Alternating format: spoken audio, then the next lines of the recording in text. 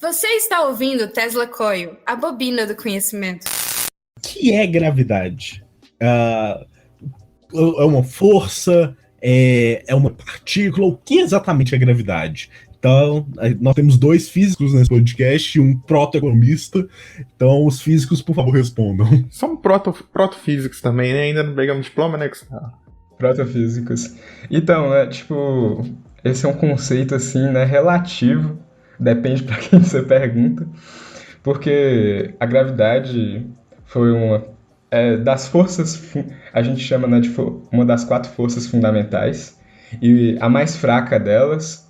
E foi uma coisa que sempre fascinou a humanidade. Muitas figuras importantes da filosofia natural, né, e da ciência tentaram explicar ela de formas diferentes. Então eu acho que é legal explicar como esse conceito foi evoluindo, né, o conceito de gravidade foi evoluindo, para a gente entender a discussão de hoje.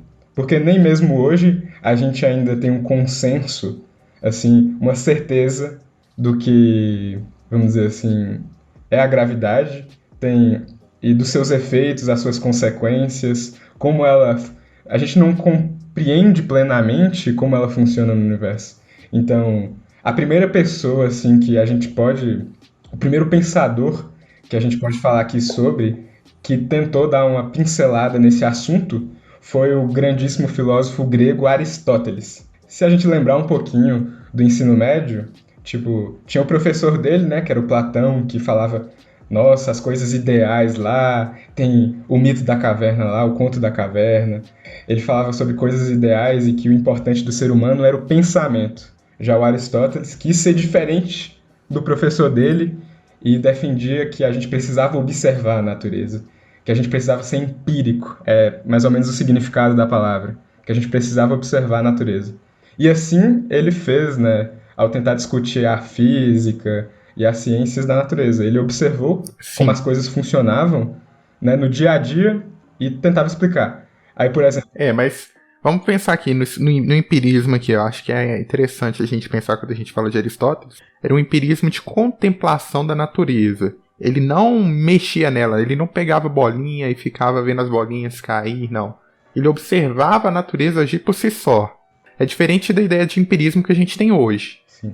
O Aristóteles ele observava o que acontecia, mas ele não tinha muito aquela ideia de modelar a realidade, ver o que acontece, se alterar as bolinhas ou coisa do tipo. E isso era muito coerente com o meio em que ele vivia, porque no contexto que ele pensou isso, ele acreditava que se, por exemplo, ele pegasse as bolinhas e fosse ver assim elas caindo, ele não estava vendo a natureza para ele. Ele acharia que aquilo é artificial, porque ele tocou na natureza.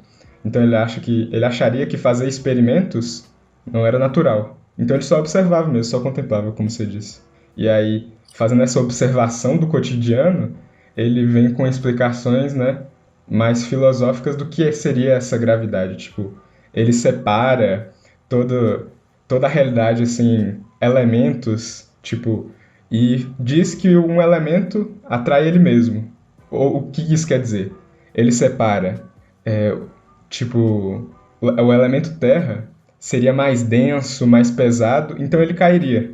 E o elemento fogo, ele seria mais leve e teria a tendência de subir e ir para um seu movimento natural, né?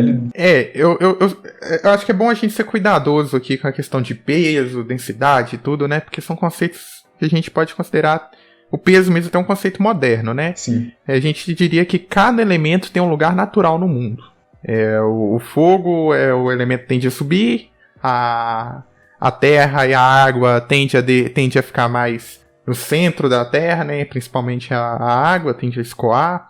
Mas assim, reparem que nessa época já tinha uma concepção que a Terra era redonda, por causa de observações também que já faziam dos barcos afundando no horizonte. É bom saber disso, eles já tinham um conhecimento formado da Terra. Então, assim, eles acreditavam que cada elemento tinha um lugar natural na posição da Terra. O problema nas questões com os gregos, né, que, por exemplo, Aristóteles tenta explicar aqui o nosso conceito de gravidade por meio da filosofia e por essa observação mais crua do dia a dia, né? Porque os gregos eles tinham uma dificuldade com a matemática, porque eles não tinham uma matemática muito avançada para conseguir explicar a natureza por meio dela. Não sei se, tipo, quem lembra aí das letras gregas que a gente usa na matemática, imagina uma matemática só usando aquilo, sem os números que a gente conhece hoje, sem nada. Então era uma matemática completamente assim lenta e de difícil entendimento, porque a notação deles era muito ruim mesmo. Então eles não, então o que eles utilizavam para explicar as coisas assim era mais filosofia e foi aí que eles brilharam, né? Não tanto da matemática. E aí com alguns séculos depois, a gente já pode falar até de um grande astrônomo, né?